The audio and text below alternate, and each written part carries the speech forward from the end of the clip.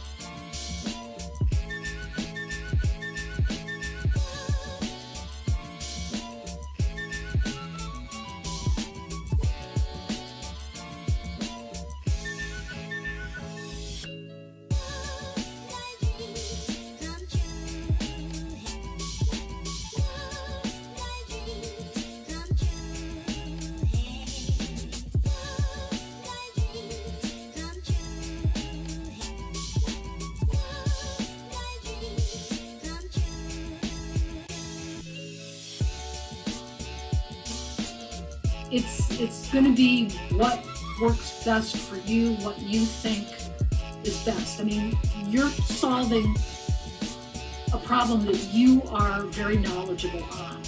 And our clients who succeed do that. You know, you are your customer. You know what you're talking about better than anyone else. You know, my information is out of date.